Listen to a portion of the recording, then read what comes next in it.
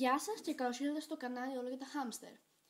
Λοιπόν, σε αυτό το κανάλι θα δείτε διάφορα πράγματα για τα χάμστερ. Πιστεύω το ξέρετε από το όνομα του καναλιού. Και αυτό είναι το πρώτο μας βίντεο που με λίγα λόγια θα σας πούμε τι χρειάζεται για να αγοράσετε ένα μικρό χαμστεράκι. Πρώτα απ' όλα θα χρειαστείτε πριονίδι. Το πέλετ είναι και μια άλλη επιλογή. Είναι για κλουβιά με κάγκελα συνήθως, για να μην γεμίζει ο τόπος με το πριονίδι του χάμστερ. Θα χρειαστείτε επίσης ένα μικρό μπουκαλάκι για τροκτικά, για νερό. Ένα τροχό για το χάμστερ σας. Λιχουδιές για τροκτικά που περιέχουν βιταμίνες.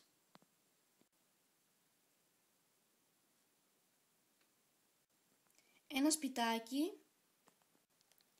και την τροφή των τροκτικών, κουνελιών, χάμστερ και γενικά.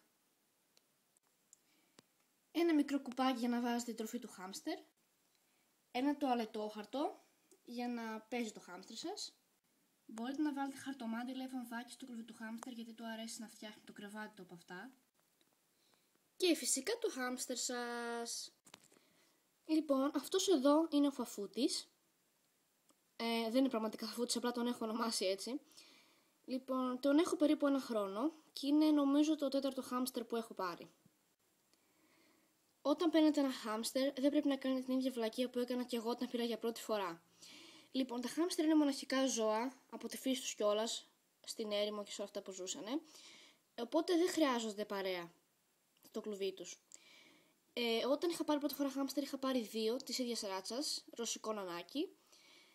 Ήταν και τα δύο φιλικά, δεν έχει σημασία και πολύ νομίζω. Αλλά το πιο δυνατό, μάλλον με το μικρότερο, βασικά είχαν την ίδια ηλικία, απλά μάλλοναν και κάποια στιγμή το δυνατό αδύναμο πέθανε, είχε παντού δαγκονιές. Τα χάμστερ δεν χρειάζονται παρέα και ο μοναδικός λόγος που θα τα βάζετε στο ίδιο κλουβί είναι αρσενικό με θηλυκό για να ζευγαρώσουν και μόλις δείτε ότι αρχίζουν να επιτίθεται το ένα στο άλλο, κατευθείαν αλλάξετε το κλουβί. Γι' αυτό αν θέλετε να πάρετε χάμστερ ή θέλετε να πάρετε 2-3 χάμστερ, καλύτερα να πάρετε 2 κλουβιά, ένα για το καθένα.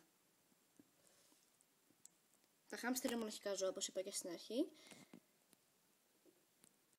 Τώρα με θέμα το κλουβί.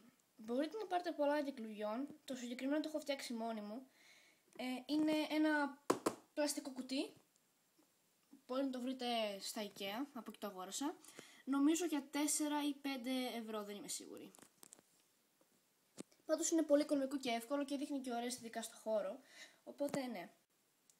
Κάτι άλλο που πολλοί αναρωτιούνται είναι πόσο χρήσιμη είναι αυτή εδώ η μπάλα. Λοιπόν, αυτή η μπάλα δεν είναι για μέσα στο σπίτι. Έτσι πιστεύω δηλαδή. Γιατί το χάμστερ κάνει εκεί μέσα ό,τι κάνει και στο κλουβί του. Τρέχει πέρα δόθε, που κάνει την μπάλα να κουνιέται και κάνει την ανάγκη του. Και τις δύο ανάγκες, οπότε πολύ εύκολα ερώνει το σπίτι σας, ειδικά αν έχετε χαλιά κτλ. Οπότε άμα θέλετε να πάρετε πολύ τέτοια ρόδα για να διασκεδάσετε το χάμστερ σας, να το βάζετε καλύτερα στο μπαλκόνι ή αν έχετε αυλή ή κάτι τέτοιο. Επίσης μην τα αφήνετε πάνω από 10 λεπτά μέσα σε αυτή την μπάλα γιατί θα ζαριστεί και θα ξεράσει.